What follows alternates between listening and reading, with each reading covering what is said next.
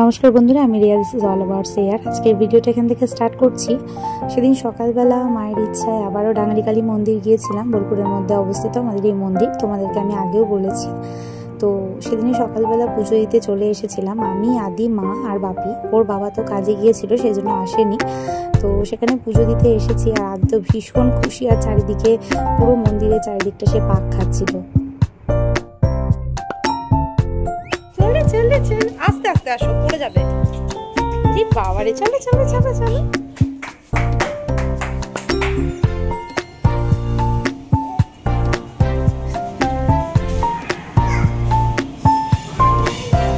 স্বামী বিবেকানন্দ ওইদিকে ছিল।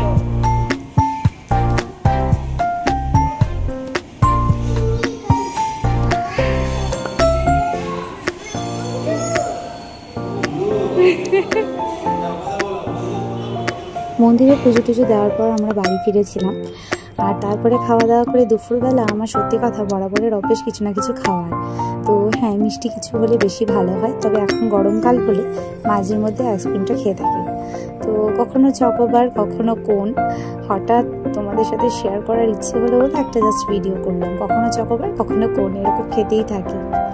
তো আজকে মেইন যে বিষয়টা তোমাদের সাথে আলোচনা করব সেটা হচ্ছে কর্ন। হ্যাঁ, আদিকে এই কর্নটা আমি দেওয়া স্টার্ট করেছি, একটা নতুন খাবার যেটা ওর বাবা নিয়ে এসেছিলো। সেদিনে আমাকে বললো যেটা এটা এবার থেকে ওকে মাঝে মাঝে দিও।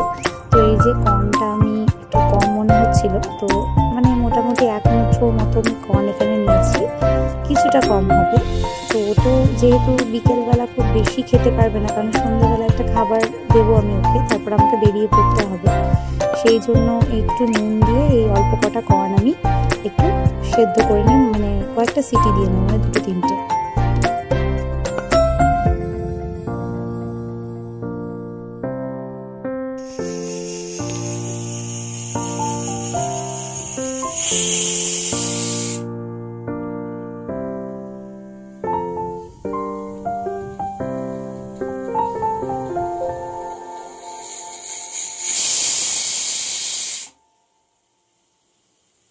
সিটি পড়ে গেলে আমি এটা বন্ধ করে খানিকক্ষণ রেখে দিয়েছিলাম ভাপটা ধরার জন্য। আর তারপরে এটা প্লেটে নিয়ে এর উপর থেকে একটু বাটার দিয়ে এটা সার্ভ করলেই হবে বাচ্চাদেরকে। এটা একটু মিষ্টি মিষ্টি হয়, এটা সুইট কর্ন, এটা খেতে বেশ ভালো লাগে। এটা অনেক সময় আমরা পিৎজায় ব্যবহার করে থাকি, অথবা তোমরা তাদেরকে ম্যাগি, চাউমিন এই ধরনের যদি কিছু বানিয়ে দাও তোমাদের টোডলারদের, তো সেক্ষেত্রে কিন্তু এটা খুবই খেতে ভালো হয়।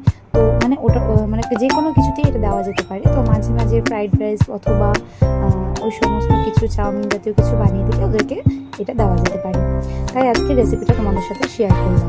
আর এদিকে আদির বাবা আদির জন্য এই সেরেলাকটা নিয়ে এসেছিল।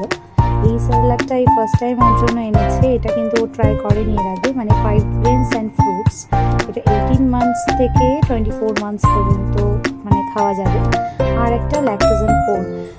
আদি তো এখনও সেভাবে গরুর দুধ খায় না, মানে ওকে তো গরুর দুধ দেওয়া হয় না এখনও, তোমরা জানো। যদি দিই তোমাদের সাথে অবশ্যই শেয়ার করবো। আদি তো গরুর দুধ এখনও স্টার্ট করেনি, ও এখনও এই ল্যাকটোজেন 4ই খাচ্ছে।